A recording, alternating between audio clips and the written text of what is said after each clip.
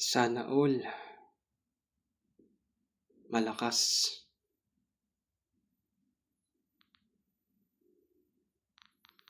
Sana all pamigil. Sana all gising pa. Sana all umaga na.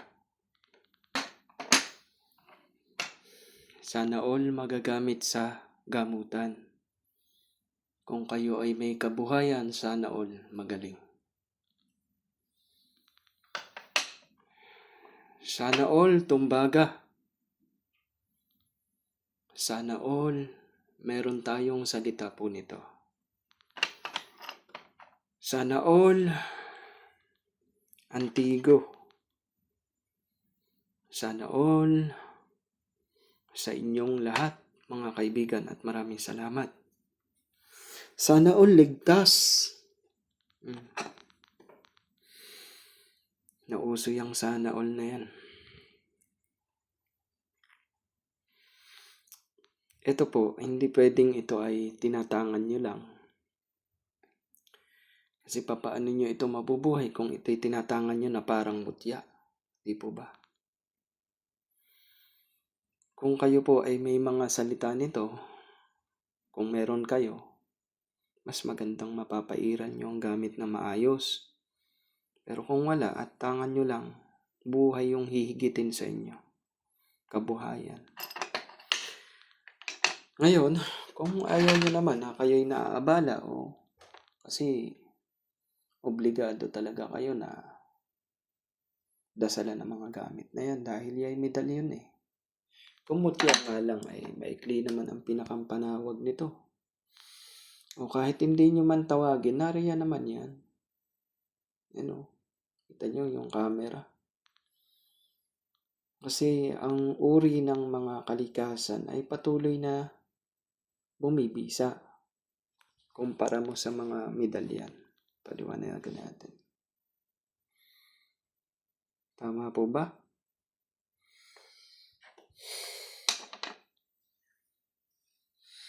At syempre yung ating taga-sumbong o tagapagpabalik.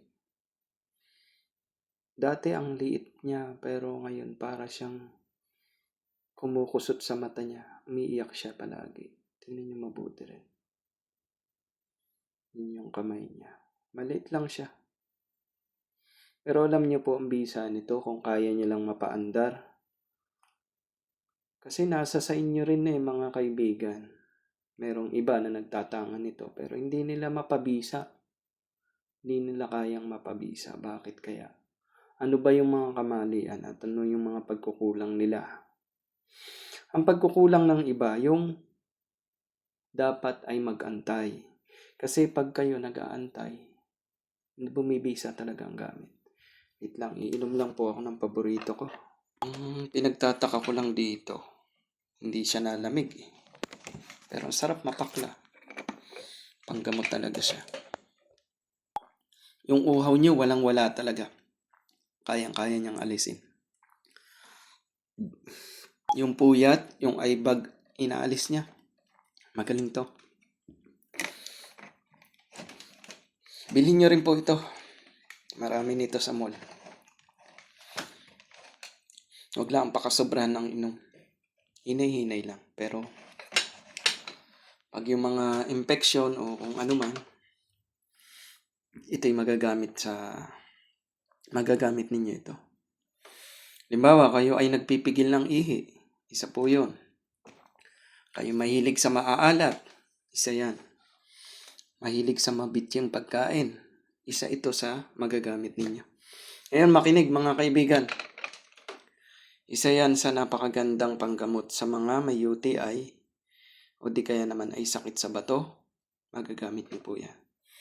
Bakit ko napatunayan? Simula nang yan ay inumin ko, ay talagang gumanda ang daloy. Kaya, ano pang inaantay nyo?